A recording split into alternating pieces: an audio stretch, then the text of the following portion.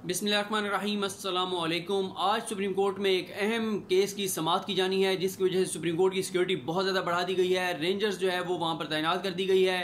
पूरे red zone की भी सिक्योरिटी बढ़ा दी गई है। और केस है आसिया बीबी को जो सुप्रीम कोर्ट ने बरी किया था, उस पर नज़रसानी अपील जो है उसकी समाअत की जानी है। इससे पहले जब ये केस सुना गया था तो चीफ जस्टिस मियां साकिब निसार साहब की सरबराही में 3 रुकनी बेंच था, जिसमें आसिफ सईद खान खोसा साहब और मज़हर आलम मियां खेल साहब शामिल थे। 3 रुकनी बेंच का मुतफ़िक़ा फैसला था कि आसिया बीबी को बरी कर दिया गया था। अब उसकी नज़रसानी अपील की समाअत है, तो ये भी 3 रुकनी बेंच है। लेकिन मियां साकिब निसार साहब की रिटायरमेंट के बाद अब आसिफ सईद खान खोसा साहब जो कि उस बेंच में शामिल थे, जो कि अब चीफ जस्टिस हैं, उनकी सरबराही में ये 3 रुकनी बेंच है। और उनके साथ जस्टिस काजी फायज़ ईसा साहब और जस्टिस मज़हर आलम मियां खेल साहब जो कि पिछले बेंच का भी हिस्सा थे, ये दोनों शामिल हैं बेंच में। और ये 3 रुकनी बेंच जो है सुप्रीम कोर्ट में 1 बजे इस केस की समाअत करेगा। ये एक तो चीज़ मैं आपको ये बता दूं कि नज़रसानी का जो स्कोप होता है वो बहुत लिमिटेड होता है। नज़रसानी में आपने बताना होता है कि सुप्रीम कोर्ट ने जो इससे पहले फैसला दिया है उसमें सुप्रीम कोर्ट ने किन किन कोई आईनी कानूनी गलती कर दी है, कौन से ऐसे फैक्ट्स रिकॉर्ड पे थे जिसको सुप्रीम कोर्ट ने मिसरीड किया है, या सुप्रीम कोर्ट ने जो है वो उसको डिस्कस ही नहीं किया, उसको देखा ही नहीं है। तो नज़रसानी का स्कोप बहुत लिमिटेड होता है। ये री हियरिंग नहीं होती, दोबारा एविडेंस नहीं डिस्कस किया जाता, दोबारा फुल फ्लैज हियरिंग नहीं होती। लेकिन मुझे लगता है शायद इस केस में थोड़ा सा मज़ीद तफसील के साथ सुन लें सुप्रीम कोर्ट, क्योंकि ये सेंसिटिव एक मामला है। लेकिन ये आपको पता है कि इतना एक हसास मामला है कि इसी केस में आसिया बीबी के हक़ में बयान देने पर सलमान तासीर को मुमताज़ कादरी ने कत्ल कर दिया था। फिर मुमताज़ कादरी को फांसी लगा दिया गया। एक और अक़लियती वज़ीर थे, उनको कत्ल कर दिया गया था।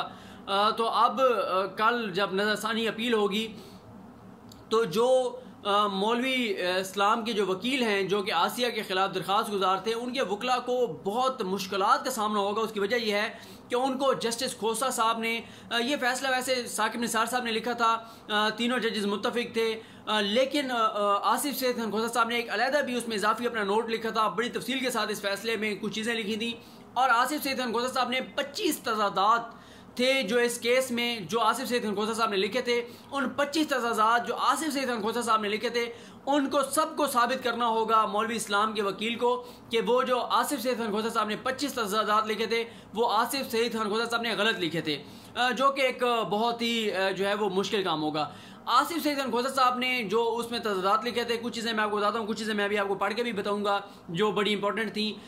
उसमें खोसा साहब ने पहले तो फैक्ट्स लिखे थे। सारे फैक्ट्स लिखने के बाद उन्होंने लिखा था कि जो आसिया बीबी के जो वकील थे उन्होंने जो चीज़ें बताई थी वो सारी आसिफ खोसा साहब ने लिखने के बाद फिर खोसा साहब ने जब अपनी राय लिखनी शुरू की थी तो सबसे पहली चीज़ खोसा साहब ने ये लिखी थी कि जो माफिया और अस्मा बीबी जो 2 ऐनी शाहिद थी वहाँ पर मौजूद थी, जिन्होंने ये इल्ज़ाम लगाया कि आसिया बीबी ने तौहीन रिसालत की है, तो उन्होंने ये नहीं बताया था कि उससे जो मामला हुआ था उससे पहले उनकी लड़ाई भी हुई थी आसिया बीबी से। उन्होंने जब कोर्ट विटनेस एक आया जो इदरीस जो इदरीस था, जो एक जिसका वो खेत था जहाँ पे फालसे का वो खेत था जहाँ पे आसिया बीबी भी काम करती थी, तो जब ये कोर्ट विटनेस के तौर पे इदरीस सामने आया तो इदरीस ने बताया था कि वहाँ पर पहले लड़ाई हुई थी, मजहबी बहस हुई थी, मजहबी बहस के बाद जो है वो आसिया बीबी ने अगर जो कलमात अदा भी किए थे तो वो उसके रद्द अमल में अदा किए थे। तो इस पर खोसा साहब ने लिखा था कि अस्मा और आसिया माफिया ने जो झूठ बोले हैं, जो चीज़ें छुपाई हैं, उसके बाद इन दोनों पे जो है वो एतबार नहीं किया जा सकता।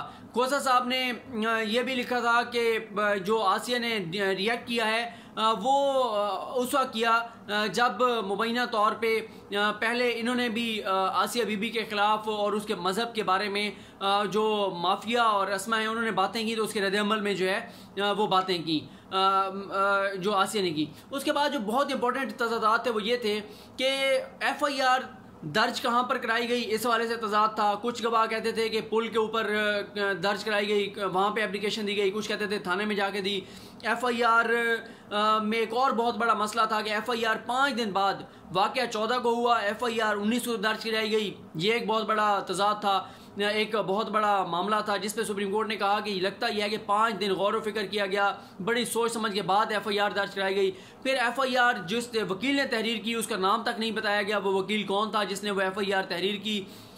फिर जो सबसे इंटरेस्टिंग इस केस में था वो ये था कि आसिया के बारे में कहा यह गया कि एक जिरगा हुआ, जिरगे में आसिया ने एतराफ़ किया कि मैंने तौहीन रिसालत किया और माफ़ी भी मांगी। वो जिरगा होता है 19 को FIR होती है, लेकिन उस FIR में उस जिरगे का जिक्र नहीं किया जाता। जब बाद में एक केस चलता है और उस जिरगे के हवाले से गवाह जो हैं वो बयान देते हैं, तो माफिया और असमा दोनों बहनें हैं, उन दोनों के बयानात में भी तजाद है। एक बहन कहती है कि फ़लाँ के घर में हुआ था जिरगा, एक बहन कहती है कि हमारे घर में हुआ था। बाकी गवाह कहते हैं, कोई कहता है किसी के घर में हुआ, कोई कहता है किसी के घर में हुआ। फिर तादाद के ऊपर भी इख्तलाफ था। एक ने कहा कि 200 से 250 लोग थे, एक ने कहा 500 लोग थे, एक ने कहा 1000 लोग थे, एक ने कहा 15 एक ने कहा 2000 लोग थे। तो खोसा साहब ने यह भी लिखा था कि मुझे बता देंगे, पूछा था बल्कि प्रोसीडिंग के दौरान कि 5 मरले के घर में 2000 लोग कैसे आ सकते हैं। फिर यह भी तजाद था कि आसिया बीबी को लाया कहाँ से गया था। एक ने कहा गवाह ने कि उसको खेतों से लाया गया, एक ने कहा कि सामने उसका घर था, एक ने कहा नहीं 2 लोग मोटरसाइकिल पे गए, मोटरसाइकिल पे उसको बिठा के ले आए, एक ने कहा कि वो फलां जगह थी। उस हवाले से भी तजादात थे। उसके बाद ये जो कारी इस्लाम है, ये जो 2 लड़कियां हैं माफिया और असमा, ये दोनों कारी इस्लाम की बेगम की शागिर्द हैं, उनसे पढ़ती रही हैं, कुरान मजीद पढ़ती रही हैं। और फिर इन्होंने आके बताया कारी इस्लाम को कि ऐसे ऐसे जो है उसने आसिया बीबी ने गुस्ताखी की है। फिर उसके हवाले से भी तजाद है। एक गवाह कहता है कि कारी इस्लाम के घर जाके बताया, दूसरा कहता है नहीं कारी इस्लाम फलां जगह मिले। फिर ये भी है कि वहाँ पे मौजूद कौन कौन था, इस हवाले से जो है वो तजाद है। फिर DPO और DCO की इजाज़त के बगैर ये FIR दर्ज की गई। फिर शुरू में जो तफ्तीश करने वाला ऑफिसर था वो उस रैंक का नहीं था, जो कि इस तरह के 295C के केसेस 295C के केसेस जो हैं उनको जो बंदा इन्वेस्टिगेट करता है वो नहीं था। तो इस तरह के बहुत सारे तजादात थे। 25 तजादात खोसा साहब ने बताए थे। फिर खोसा साहब ने जो है वो ये भी लिखा था कि जो ज़ेली अदालतें हैं वो जो झूठ है, जो तजादात हैं, उसको उस तरह से उस पर वो उसकी निशानदेही नहीं कर सकी, उसको देख नहीं सकी। खोसा साहब ने यह भी कहा था कि अफसोस इस बात का है कि जो तफ्तीश करने वाले थे या जो गवाह थे वो सच नहीं बोल रहे थे या वो मुकम्मल सच बताना नहीं चाहते थे। और ये सारे तजादात लिखने के बाद खोसा साहब ने जो लिखा था कि हम जो है वो आसिया को बरी कर रहे हैं, वो मैं आपको एंड में पढ़ के सुनाता हूँ। लेकिन इससे पहले खोसा साहब ने जो चीज़ें कुछ लिखी थी, वो एक तो खोसा साहब ने गवाही के हवाले से लिखा था कि जो झूठी गवाहियाँ दी जाती रहीं इस केस में, उस हवाले से खोसा साहब ने लिखा कि तमाम मुतल्लिक़ अफराद जो थे वो यकीनन अच्छी तरह काम कर सकते थे अगर उन्होंने अल्लाह तबारक ताला के उन अहकामात जो कुरान मजीद में दर्ज हैं पर ध्यान दिया होता। तो खोसा साहब ने जो अल्लाह का हुक्म है कुरान मजीद में, एक सूरत अल-माइदा में और एक सूरत निसा में, वो तहरीर किए। एक जगह पे अल्लाह ताला हुक्म देते हैं कि ऐ ईमान वालो, खुदा के लिए इंसाफ की गवाही देने के लिए खड़े हो जाया करो और लोगों की दुश्मनी तुमको इस बात पर आमादा ना करे कि इंसाफ छोड़ दो। इंसाफ किया करो कि यही परहेजगारी की बात है और खुदा से डरते रहो। कुछ शक नहीं कि खुदा तुम्हारे सब अमाल से खबरदार है। फिर एक और जगह अल्लाह ताला हुक्म देते हैं कि ऐ ईमान वालो, इंसाफ पर कायम रहो और खुदा के लिए सच्ची गवाही दो, ख्वाह उसमें तुम्हारे या तुम्हारे माँ बाप और रिश्तेदारों को नुकसान ही हो। अगर कोई अमीर है या फ़कीर तो खुदा उनका खैर खा है, तो तुम ख्वाहिश नफ्स के पीछे चलकर अदल को ना छोड़ देना। अगर तुम पेचीदा शहादत दोगे या शहादत से बचना चाहोगे तो जान रखो खुदा तुम्हारे सब कामों से वाकिफ़ है। फिर खोसा साहब ने आसिया का जो बयान था उसको तहरीर किया। आसिया कहती है कि मैं एक शादीशुदा खातून और 2 बच्चों की माँ हूँ। मेरा खामिद एक गरीब मजदूर है। मैं मोहम्मद इदरीस के खेतों में दीगर कई खवातीन के हमरा रोज़ाना की उजरत के एवज़ फाल से चुनने जाया करती थी। मुबैना वक़ूआ के रोज़ में दीगर कई खवातीन के हमरा खेतों में काम कर रही थी। माफिया और असमा बीबी जो कि गवाहान हैं, उनके साथ पानी भर के लाने पर झगड़ा हो गया जो मैंने उनको पेश करना चाहा। आसिया पानी पेश करना चाहती थी लेकिन उन्होंने यानी माफिया और असमा ने यह कहकर मना कर दिया चूँकि मैं ईसाई हूँ इसलिए वो कभी भी मेरे हाथ से पानी नहीं पिएंगी। इस बात पर मेरे और इस्तगासा की गवाहान खवातीन यानी असमा और माफिया जो हैं के दरमियान झगड़ा हुआ और कुछ सख्त अल्फाज का तबादला हुआ। इसके बाद जो ये गवाहान है वो कारी इस्लाम तक पहुँची, क्योंकि कारी इस्लाम की जो बीवी है वो इन दोनों लड़कियों को कुरान मजीद पढ़ाती थी और इन लड़कियों ने कारी इस्लाम से मिलकर साजिश के तहत मेरे खिलाफ एक झूठा मुकदमा गढ़ा। मैंने पुलिस को कहा कि मैं बाइबल पर हलफ उठाने को तैयार हूँ, क्योंकि मैंने कभी हज़रत मोहम्मद सल्लल्लाहु अलैहि वसल्लम के मुतालिक तौहीन आमेज़ अल्फाज बयान नहीं किए। मैं कुरान और अल्लाह के पैगम्बर के लिए दिल में इज़्ज़त और एहतराम रखती हूँ, लेकिन चूँकि पुलिस भी शिकायत गुजार से मिली हुई थी, इसलिए पुलिस ने मुझे इस मुकदमे में गलत तौर पर फंसाया। इस्तगासा के गवाहान सगी बहनें हैं और इस मुकदमे में मुझे बदनीयती से फंसाने में दिलचस्पी रखती हैं, क्योंकि इन दोनों को मेरे साथ झगड़े और सख्त अल्फाज के तबादले की वजह से बेइज्जती और ज़िल्लत का सामना करना पड़ा था।